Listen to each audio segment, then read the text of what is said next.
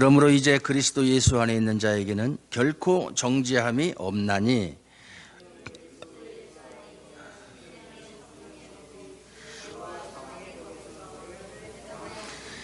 율법이 육신으로 말미암아 연약하여 할 수 없는 그것을 하나님은 하시나니 곧 죄를 인하여 자기 아들을 죄 있는 육신의 모양으로 보내어 육신의 죄를 정하사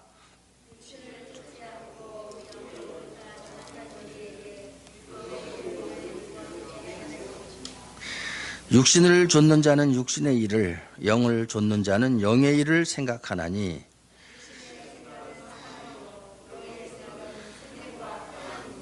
육신의 생각은 하나님과 원수가 되나니 이는 하나님의 법에 굴복치 아니할 뿐 아니라 할 수도 없음이라. 만일 너희 속에 하나님의 영이 거하시면 너희가 육신에 있지 아니하고 영에 있나니 누구든지 그리스도의 영이 없으면 그리스도의 사람이 아니라.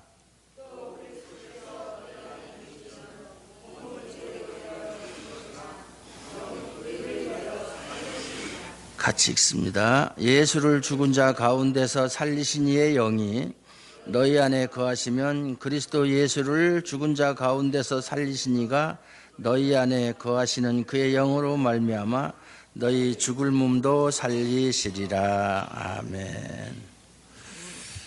로마서 이제 8장에 왔습니다. 로마서 8장. 대부분의 그 하시는 분들이 8장 하고서 끝나버려요, 로마서가. 왜냐하면 8장까지가 가장 중요하다. 9장 이후도 물론 중요하지만 핵심은 8장까지다. 특별히 로마서에서 8장은 사람들이 말하기를 복음 중에 복음이다. 신구약 성경 66권 중에 가장 복음적인 말씀이다, 8장이. 그리고 계시 중에 계시다. 하나님의 계시 중에 계시고, 아주 그 말씀 중에 말씀, 복음 중에 복음, 계시 중에 계시, 이렇게 극찬을 아끼지 않는 그런 말씀이 로마서 8장이에요.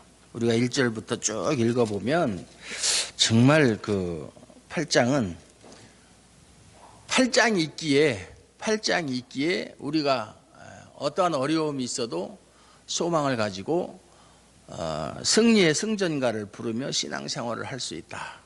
가장 위로가 되는 말씀. 우리 앞에 7장 25절까지의 내용을 보면 사도 바울이 로마 교회 성도들에게 1장에서부터 쭉 해온 얘기가 있죠. 인간은 모두 다 죄 아래 가두어진 존재들이다. 한 사람도 죄인이 아닌 사람이 없다. 그것은 이방인이나 유대인이나 다 동일하다. 하나님께서 율법을 주셨는데 그 율법을 통해서 구원 얻을 육체는 하나도 없다. 그럼 율법이 문제가 있느냐? 율법은 전혀 문제가 없다. 율법은 참 신령하고 선한 것이다. 그럼에도 불구하고 율법을 받은 우리가 연약하기 때문에 율법으로는 우리가 죄에서 해방되는 길이 없다. 율법은 죄를 죄되게 하고 우리의 죄를 더욱 드러나게 하고 우리를 고발하는 역할은 할 수 있을지언정 우리를 해방시키는, 우리에게 생명을 주는, 우리에게 구원을 주는 역할은 할 수가 없다. 뭐 그러면 어떡하겠느냐.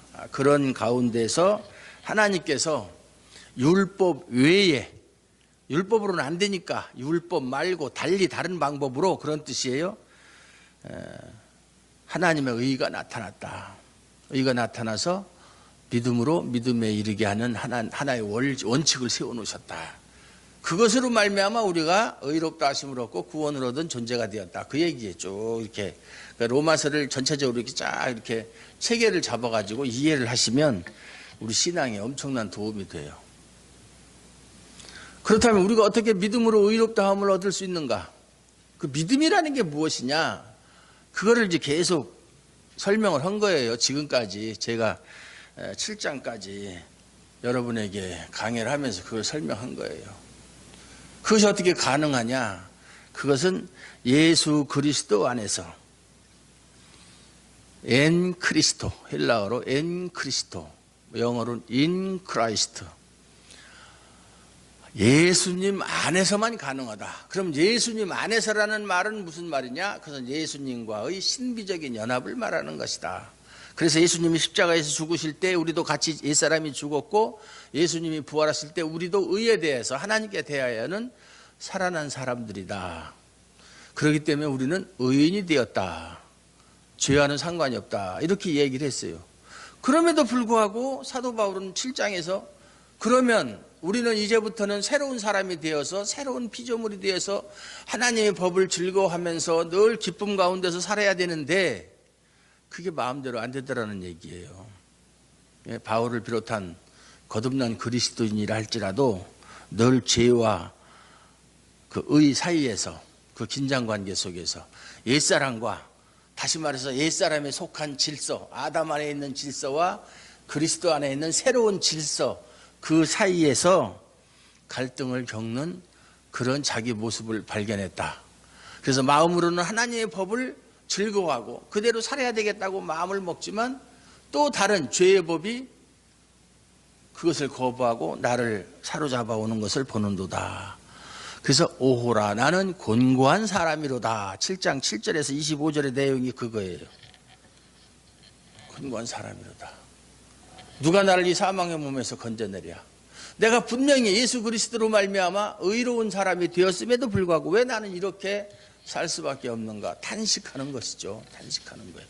여러분에게도 이러한 갈등이 있어야 된다라고 제가 말씀을 드렸어요. 예수 믿는 사람이 아무런 갈등이 없이 나는 예수 믿은 그 순간 지금부터 아무런 갈등도 느끼지 않고 오직 말씀 안에서만 살았다. 그런 사람이 있을까요? 없어요. 누구도 없어요. 아무리 훌륭한 사람이라도 지구상에 존재하는 사람, 예수님 빼놓고는 어느 누구도 그렇게 산 사람이, 또 살고 있는 사람이, 또 살 사람이 있을 수가 없어요. 그럼에도 불구하고 25절, 7장 25절 마지막 절에 우리 주 예수 그리스도로 말미암아 하나님께 감사리로다. 그런 말, 갑자기 감사의 찬송, 감사의 고백이 튀어나와요. 그리고 그런즉 내 자신이 마음으로는 하나님의 법을, 육신으로는 죄의 법을 섬기노라. 이 말이 좀 앞뒤가 좀 바뀌었는데, 내 마음으로는 하나님의 법을 즐기고 육신으로는 죄의 법을 섬김에도 불구하고 나는 우리 주 예수 그리스도로 말미암아 하나님께 감사하리로다. 이렇게 고백을 해요. 왜? 그것이 이제 8장 1절. 그러므로 이제 그리스도 예수 안에 있는 자에게는 결코 정죄함이 없나니. 그렇기 때문에 그러한 갈등을 겪고 사는 나도 하나님께 감사할 수가 있다. 그 말이에요. 어떤 신학자의 말처럼 우리 거듭난 성도에게는 신적 정죄는 없다. 하나님의 정죄는 이제는 우리하고는 상관이 없다. 그래서 그러므로라는 말은 좁게는 7장 7절에서 25절의 내용의 결론이고, 그 다음에 전체적으로 볼 때 3장 20절 이후부터 7장 25절의 전체 내용에 대한 결론 부분은 그러므로 쭉 설명하고, 왜 우리는 의롭다함을 받아야 되느냐, 우리는 왜 6장에서 7장까지 왜 우리는 성화를 해야 되느냐, 성화를 해나가는 과정에서 왜 그것이 안 되느냐, 우리는 왜 의롭다 하심을 받고 하나님께 의로운 사람으로 칭함을 받았음에도 불구하고 왜 우리는 하나님의 말씀대로 그렇게 살지 못하느냐, 이거 계속 이야기하다가 결론 부분이 8장에 와서 이야기하는 거예요. 그래서 8장이 가장 복음 중에 복음이다, 계시 중에 계시다, 말씀 중에 말씀이다, 이런 말을 듣는 거예요. 그래서 오늘 본문 8장 1절부터 제가 신학대학원 다닐 때 설교학 시간이 있어요. 그래서 이제 전교인 학생들을 대상으로 설교를 하나 해가지고 와서 설교학 시간에 설교를 하라는 건데, 창세기 1장부터 몇 절까지는 누구, 전교 학생이니까 누구 하는데 제가 딱 걸린 게 로마서 8장 1절에서 11절까지예요. 이게 제가 신학대학원 다닐 때 설교학으로 해가지고서 이걸 가지고 설교를 해서 교수님들과 학생들에게 아주 많은 박수를 받은 그거예요. 오래됐기 때문에 다 잊어버렸는데 어쨌든 참 이 8장 제가 가장 좋아하는 것이 로마서 8장이에요. 뭐 저뿐만 아니라 로마서를 아는 사람은 로마서의 맛을 아는 사람은 누구든지 8장 정말 여기에 모든 기독교의 교리가 총 아주 망라해서 들어있다. 아주 이렇게 압축을 해서 압축 파일이에요. 복음의 압축 파일. 그걸 풀어서 보면은 정말 오묘하고 신비스럽고 은혜스럽죠. 그리스도 예수 안에 있는 자에게는 결코 정죄함이 없다. 결코 정죄함이 없다. 그게 이제 결코 정죄함이 없다는 말이 우덴 카타크리마 우덴 카타크리마 카타하고 크리노의 합성어인데 우덴이라는 건 부정사예요. 강한 부정사. 결코 없다. 카타 원래는 카타는 이제 방향의 접속사인데 아나는 위, 카타는 아래. 그러나 이제 심판하다 정죄하다는 뜻을 가진 크리노 그거 합쳐가지고서 하나님의 선고 카타크리노 그러면은 선언하시는 거예요. 정죄. 너는 죄가 있다. 너는 죄인이다. 유죄다. 이렇게 선언하시는 것인데 그것이 결코 없다. 하나님으로부터 사도 바울이 보냈어요. 우리를 의롭다 하신 하나님이 누가 우리를 정죄하리요? 하나님이 우리를 정죄하지 않으면 그 누가 우리를 정죄하겠는가? 우리는 이제 그 정죄에서 해방되었다. 그래서 오늘 설교 제목이 나는 자유인이다. 요즘 TV에 보면 나는 자연인이다 라는 프로가 있는데 자연인보다 더 좋은 것이 자유인이죠. 어떤 자유인? 죄에서 해방된 자유인. 지옥에서 해방된 자유인. 그거 하나면 됐잖아요. 더 뭘 바라겠어. 그래서 제가 오후에 우리가 산상수훈을 강의하는데 우리는 복 받을 사람이 아니고 복을 받은 사람들이다. 우리는 더 이상 받을 복이 없다. 이미 받았다 다. 우리가 이 세상에 살아가면서 얼마나 많은 갈등과 또 이런 혼란과 또 여러 가지 질병과 고통과 그걸 겪습니까? 사람과 사람 사이에서 직장 생활 하다 보면 또 상사와 동료와 또 이 부하들 간에 사업을 하는 사람은 사업을 하는 사람 나름대로 또 가정에서는 가정, 뭐 부부지간이나 자녀지간, 부모와의 관계 이런 모든 것들이 다 죄의 문제예요. 죄 때문에 그렇다. 정치가 혼란스럽고 사회가 혼란스럽고 경제가 혼란스러운 것도 따지고 보면 그 모든 원인이 죄로 말미암은 것이다. 인간의 죄. 인간의 죄가 탐욕을 불러일으키고 탐욕의 그런 모든 문제를 다 양산하는 거예요. 죄, 인간의 욕심. 욕심이 잉태한 즉 죄를 낳고 죄가 장성한 즉 사망을 낳느니라 하는 야고보서의 말씀처럼 욕심의 문제, 욕심. 그래서 저는 저 사람이 거듭난 사람인지 거듭나지 않은 사람인지 그것을 판단하는 시금석이 저 사람이 욕심이 어느 정도인가. 욕심이 하나도 없는 사람은 없어요. 어느 정도인가를 보면 알 수가 있어요. 욕심.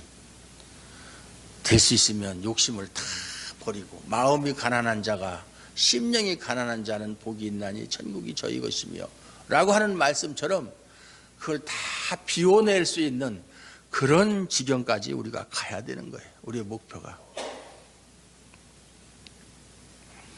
이는 왜냐하면 왜 우리가 예수 그리스도 안에 있는 자에게는 결코 정죄함이 없느냐? 왜냐하면 그리스도 예수 안에 있는 생명의 성령의 법. 이걸 뭐 길게 얘기했지만 간단하게 해서 성령이에요. 생명의 성령. 왜냐하면 성령은 우리에게 생명을 주시는 존재고 성령이 하시는 일이 뭐예요? 우리의 육신의 생각을 굴복시켜서 하나님의 뜻에 순종하게 만들고 또 우리가 하나님의 양자됨을 증거하시고 우리 기업의 보증이 되시고 우리의 육신의 연약함을 도와서 하나님께 기도할 수 있게 하는 그게 성령님께서 하시는 일이에요. 그 성령을 얘기하는 거예요. 생명의 성령의 법이. 성령 자체가 생명을 주시는 존재니까 생명의 성령의 법이라고 그런 거예요. 법이란 말은 권세, 뭐 이렇게 해석해도 무리가 없어요. 권세. 죄와 사망의 법에서 너를 해방하였다. 너를 해방하였다. 많은 이제 사본들이 우리가 이제 사본 중에서 가장 권위가 있는 바티칸 사본이라든가 시내산 사본이라든가 이런 거에 보면 이거 헬라 말로 세라는 말인데 목적격으로 근데 어떤 사본에는 나라고 되어 있어요. 나. 영어 성경 여러 가지가 있죠. NIV도 있고 뭐 KJV도 있고 뭐 또 나사본도 있고 뭐 여러 가지가 있는데 한 3권 정도는 나라고 해석되어 있어요. 나. 여기서 너라는 말이 우리가 말하는 그냥 상대방을 지칭하는 표현이 아니라 여기서 말하는 너는 나와 너를 포함한 너예요. 원래의 의미는 그러니까 여기서 우리는 보통 너 하면 나는 상관이 없잖아요. 그러나 여기서 말하는 너는 나와 너를 포함한 너예요. 그리고 어떤 성경에 보면 우리라고 되어 있어요. 우리. 그러니까 너와 나를 포함한 우리를 해방시켰다. 그런데 이제 우리 한글 개혁성경에 너라고 한 것은 가장 권위 있는 고대 사본의 번역을 따라서 너라고 했지만 나라고 해도 되고 우리라고 해도 되고 전혀 상관이 없어요. 그리스도 예수 안에 있는 생명의 성령의 법이 죄와 사망의 법에서 우리를 해방하였음이니라. 여기서 말하는 우리 또는 너는 어떤 사람? 예수 그리스도 안에 있는 사람.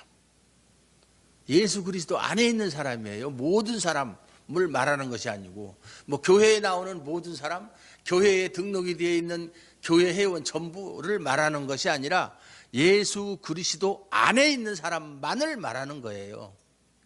이게 중요한 거예요. 예수 그리스도 안에. 그러면서 율법이 육신으로 말미암아 연약하여 할 수 없는 그것을 하나님은 하시나니 곧 죄를 인하여 자기 아들을 죄 있는 육신의 모양으로 보내어 육신의 죄를 정하사.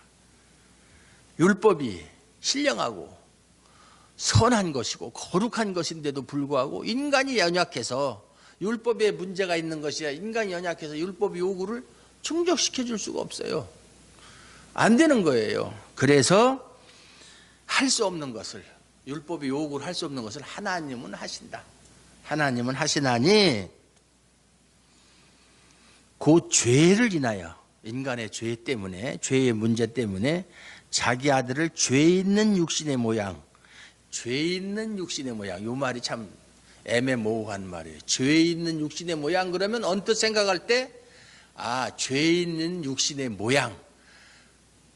죄 있는 육신이라고 해서 우리 인간을 얘기하는 것인데 인간의 모양, 실제 인간이 아니고 인간의 모양만 취한 그런 존재가 예수님이다. 이렇게 오해하는 사람들이 많아요.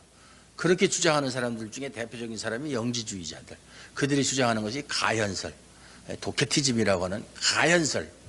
그러니까 예수님은 거룩하신 하나님의 아들, 그런 분이 인간의 그 죄스러운 육신을 입는다는 건 말이 안 된다. 그러니까 그분이 취한 육신은 우리의 육신과 다른 그저 육신으로 보일 뿐인 가현설이에요. 우리가 거짓 가짜에다가 베일 현자, 거짓으로 보이는 그런 육신이지 진짜 육신이 아니다. 그래서 이단으로 정죄받았어요. 그건 아니죠. 예수님은 죄는 없으시지만 우리와 똑같은 죄 있는 육신으로 이 땅에 오셨다라고 성경은 분명히 말씀하고 있었어요. 만약에 예수님이 우리와 똑같은 육신을 가지고 있지 않으면 우리의 구세주가 될 수 없어요. 왜? 우리를 위한 제물이 될 수 없잖아요.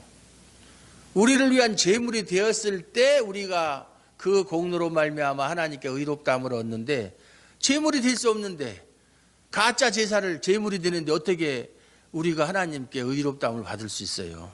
하나님이 그 제사를 받아야 우리 죄를, 예수님의 공로를 근거로 해서 우리 죄를 사하시고 의롭다 하시는데, 그렇잖아요? 예. 지난 수요일 날 왔던 사람처럼 조직신학이 제일 재미있어요. 알면 알수록 재미있고 신비스럽고, 예? 알면 알수록 힘이 생기고, 예?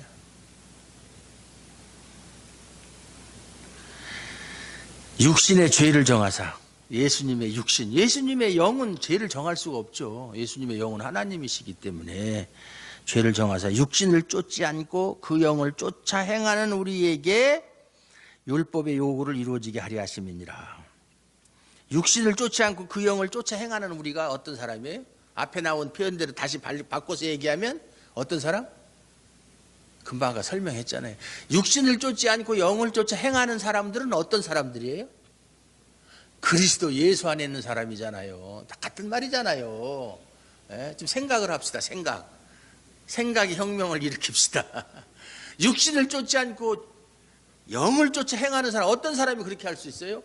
예수 그리스도 안에 있는 사람만 그렇게 할 수 있는 거예요. 예?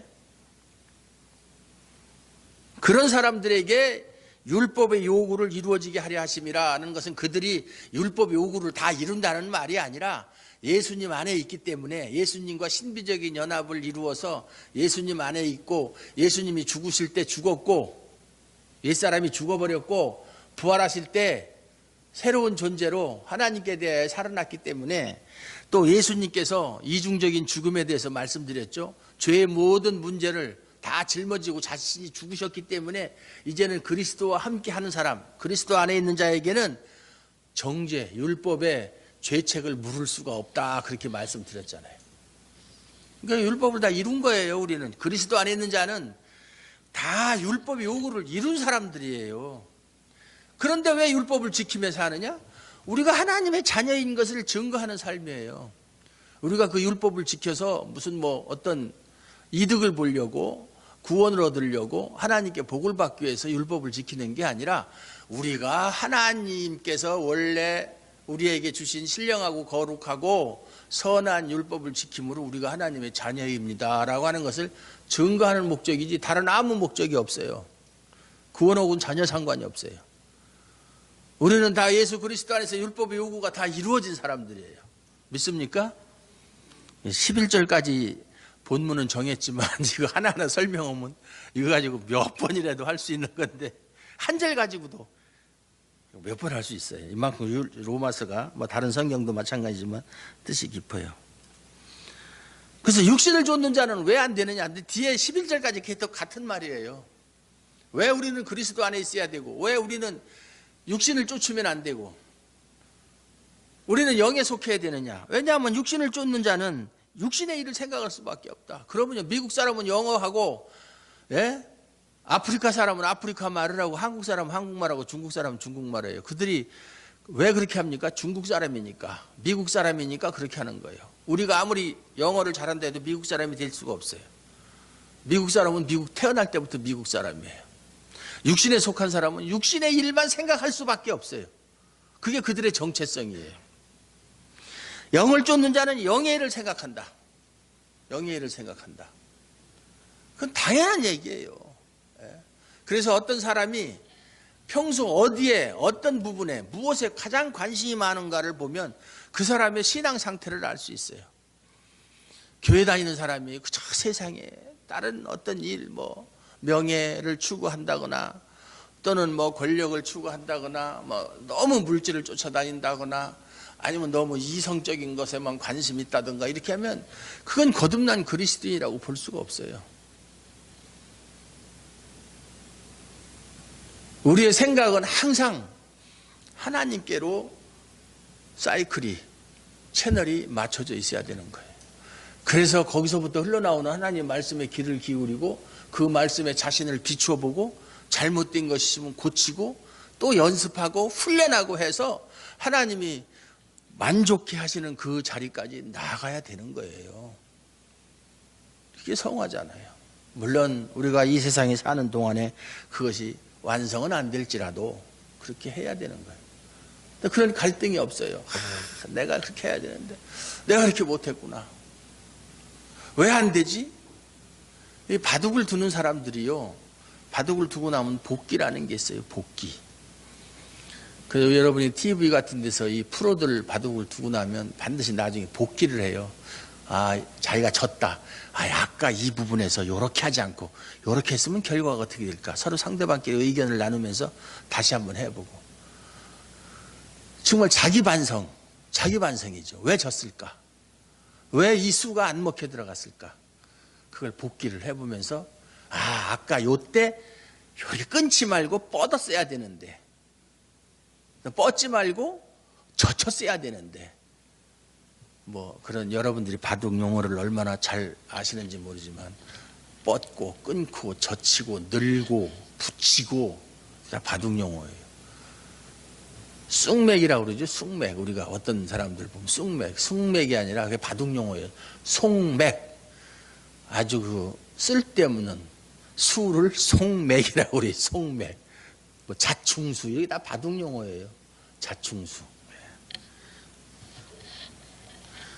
그 참 복기라는 게 그렇게 귀하다. 그래서 우리도 하루를 살고 나면 그날 저녁 잠자리에 들기 전에 복기를 해봐야 돼요. 오늘 하루의 삶을, 내가 오늘 누구를 만났고, 만나서 무슨 말을 했고 무슨 행동을 했고, 그것이 과연 하나님 편에서 볼 때 잘했다 칭찬받을 수 있는 일이냐 책망받을 일이냐 생각해보고, 이미 지나간 건 어떻게 돌릴 수가 없어요. 한 판의 바둑이 끝나면 복기를 아무리 잘해도 그 결과는 번복되지는 않아요. 그러나 나중에 다시 바둑을 둘 때 그런 상황이 또 이르렀을 때는 그때는 문제가 달라진다 이 말이에요. 복기를 한 사람과 안 한 사람. 마찬가지로 순자가 그런 말을 했잖아요. 하루에 3번씩은 자기 자신을 성찰해야 해야 된다. 나는 매일 하루에 3번씩 내 자신을 돌아본다. 기독교인이 아닌 사람도 그런 말을 했는데, 우리 기독교인은 3번까지는 못하더라도 하루에 1번이라도 저녁에 잠자리에 들기 전에 하나님 오늘 하루 이런 일을 했습니다. 저는 저녁에 잠자리에 들기 전에 아침에 일어나서 누구를 만났고 누구와 전화를 했고 무슨 말을 했고 또 이거 다 기억을 해가지고 더듬어서 그때 이렇게 얘기하지 말고 이렇게 얘기할 걸, 그 사람이 그것 때문에 상처받지 않았을까, 나중에 혹시 상처받았으면 나중에 만나면 또 그거 해야지. 근데 생각하다 보면 잘못한 것이 너무 많아. 조금만 참았으면 되고 조금만 더 생각했으면 되고, 그랬으면 상대방한테 상처 안 주고 위로를 줄 수 있는데도 불구하고 그 당시에 잠깐 그런 걸 참지 못하고 내뱉은 말이 상대에게 상처를 주는 말들이 많이 생각이 나요. 다음부터는 그러지 말아야 되었다. 그러지 말아야 되었다. 계속 그렇게 되뇌어 보거든요.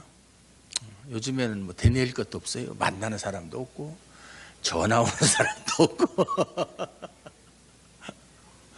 너무 단순하니까 저 혼자서 공부하고 뭐 하는 시간이, 그건 뭐 반성할 게 없잖아요. 나 혼자 책 보고 연구하고 하는데 그런 것이 필요하다.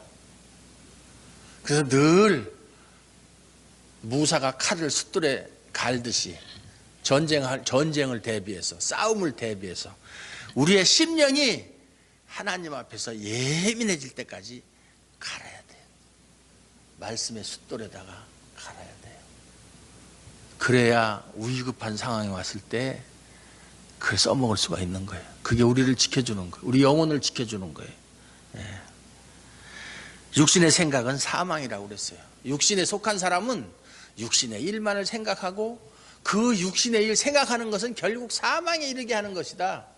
그러니까 육신에 속하는 사람은 결국 사망에 이르는 사람, 망할 사람이다. 하나님하고 전혀 상관이 없는 사람이다. 그런 얘기잖아요. 그러니까 우리가 사는 길은 영에 속하는 길이다. 영에 속하는 길이 무엇이냐? 육신의 생각을 쫓지 않고 영의 생각을 쫓는 사람이고, 그 사람이 어떤 사람이냐?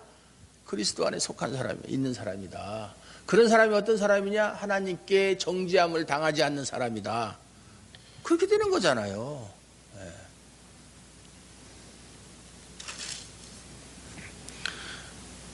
육신에 속한 사람, 육신이라는 말이 영의 반대말이 아니에요. 영혼의 반대말이 아니에요. 우리 육체를 말하는 게 아니에요. 옛사람의 본성을 말하는 거예요. 옛사람의 인간성, 아직 거듭나기 이전에 옛사람에 속한, 옛 질서 속에 속한 사람, 그게 육신에 속한 사람이에요. 물론 사도 바울이 육신이라는 말을 많이 쓰는데 어떤 때는 육신을 영과 대비해서 쓰는 말도 있고 또 영혼과 대비해서 쓰는 말도 있지만 그때마다 뜻이 달라요. 그래서 육신은 이것이다 이렇게 하면 안 돼요.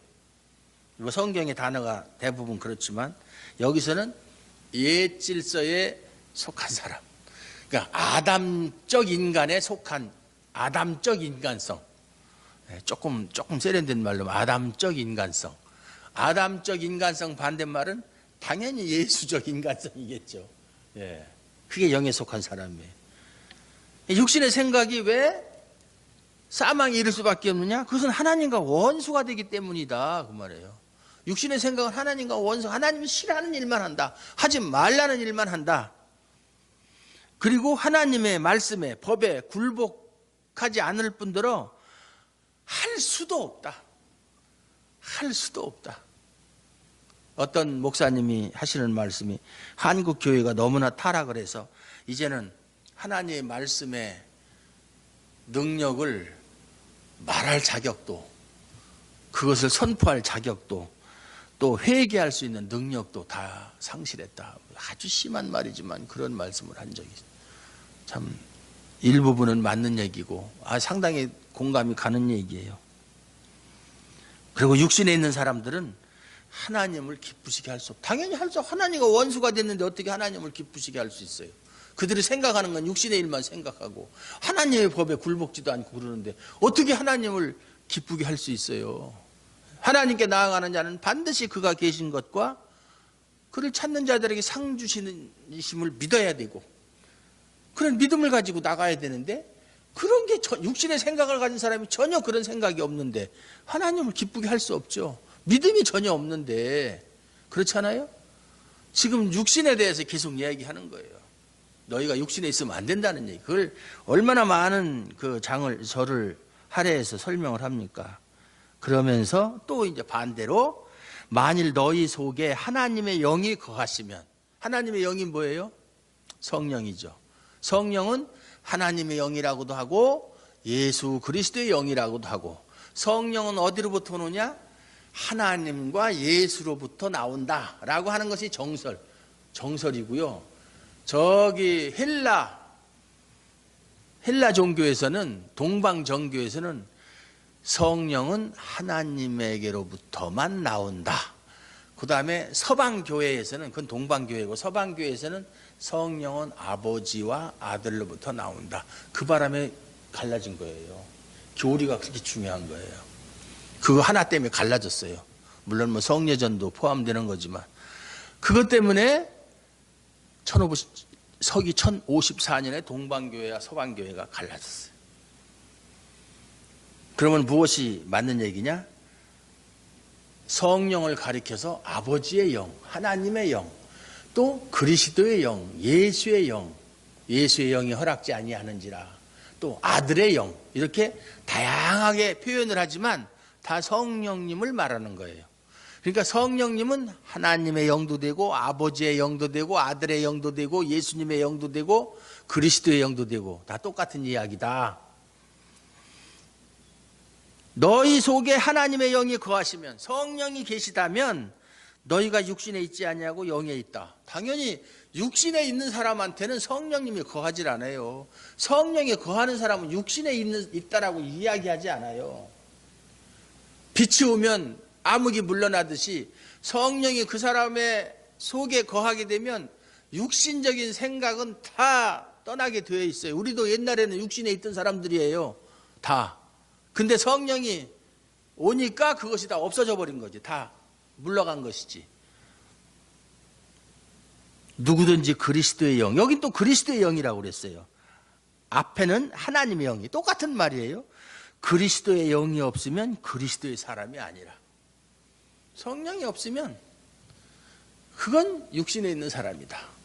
육신에 있는 사람은 육신의 일만 생각하고, 육신의 생각은 하나님과 원수가 되고 하나님을 기쁘시게 할 수 있고, 육신의 생각은 사망이다. 결론이 그렇게 나는 거예요. 그래서 미국 사람들이 하는 욕 중에서 제일 큰 욕이 뭔지 아세요? 미국 사람이 하는 욕. 성령 받지 말고 목사나 되라 하는 소리. 성령 받지 말고 목사나 되라. 일개 성도가 성령을 받지 않고 신앙생활하면 자기 하나 죽으면 돼요. 자기 하나 망하면 돼요. 목사가 성령을 받지 않고 목사를 하게 되면 많은 사람들을 다 죽이는 거예요. 많은 사람을. 지금은 은퇴하셨지만 저 할렐루야 교회를 담임하시던 김상복 목사가 간증하는 소리를 들었어요. 한국에서 목회를 하다가 미국에 유학을 갔대요. 미국에 가서 미국에서 또 한인교회를 하는데 한국에서 목사 안수받고 한 10여 년 동안 목회를 하다가 미국으로 가서 목회를 하는데 얼마 후에 어떤 사람이 찾아왔더래요. 어떤 사람이냐면 자기가 한국에서 목회를 할 때 그 교회에 다니던 성도인데 모녀가 찾아왔다는 거예요. 그러면서 목사님, 제 딸이 귀신이 들려가지고 너무 고통스럽습니다. 이걸 어떻게 했으면 좋겠습니까? 그 소리를 듣는 순간 자기가 깨달은 게 있대. 내가 그분이 그렇게 직접 얘기를 해요. 나는 목사 안수받고 10년 동안 성령 받지 못했었다. 성령이 뭔지도 몰랐었다. 그런 사람한테 신앙 훈련을 받은 사람들이 오죽하겠느냐. 당연하지. 예? 그래서 자기 자신의 죄가 얼마나 큰지를 알고 정말 깊은 회개를 했다고 나중에 이제 물론 성령 받고 난 다음에야 그런 소리를 할 수 있는 거죠. 그런 소리를 하시더라니까요. 자기는 목사 안수받고 10년 동안 성령이 뭔지도 몰라고 성령 받지도 못했었대요. 그런데도 설교하고 목회하고 다 했다는 얘기예요. 지금은 그런 목사들 없는 줄 아세요? 많아요. 눈으로 안 보이니까. 여러분들은 제가 성령이 있나? 눈으로 안 보이잖아요. 못 받았어도 받았다고 얼마든지 이야기할 수 있고 말로야 무슨 소리는 못하겠어요.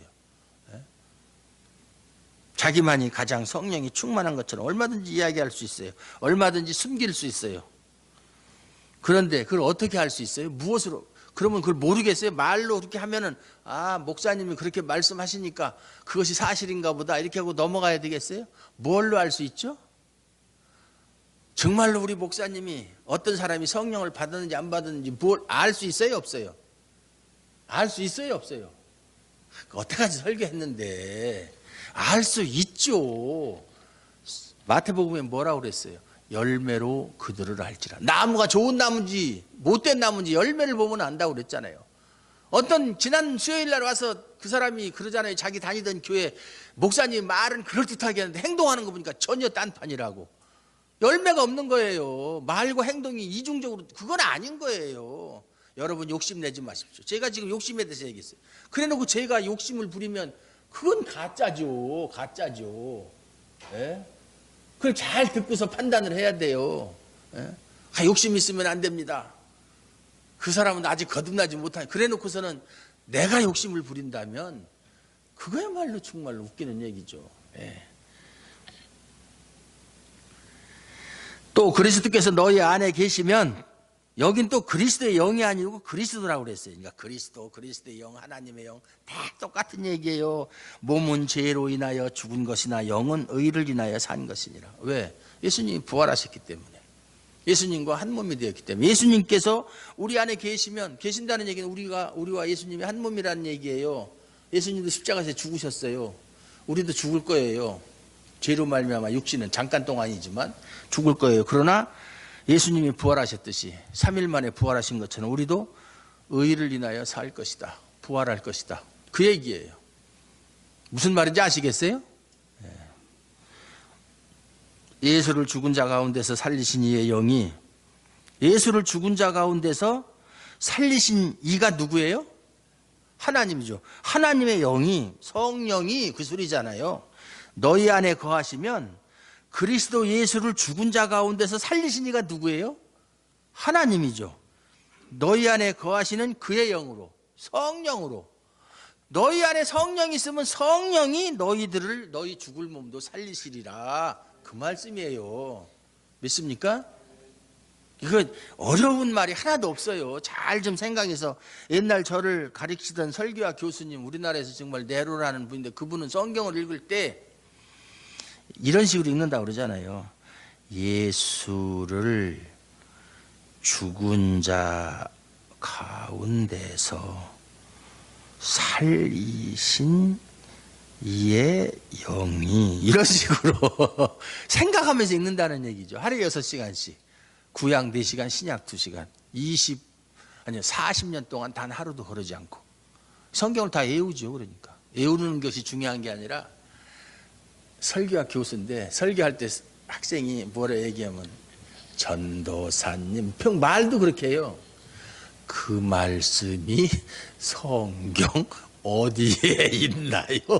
성경에 없는 소리 한마디 하면 무조건 F. 보통 우리가 그런 소리 윤리적인 설교, 도덕적인 설교 많이 들었기 때문에 많이 하거든요. 했다가는 무조건 F.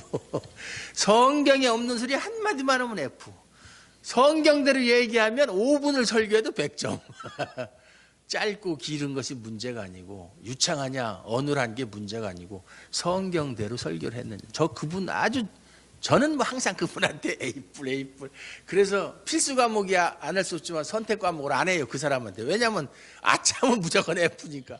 저는 그분이 하는 과목은 다 신청을 하는 거야. 왜? 항상 A+이니까. 그분이 지금 한국에서 내로를 하는 목사들 다 스승이죠. 옛날에 종로 내수동교회의 목회하시던 분인데,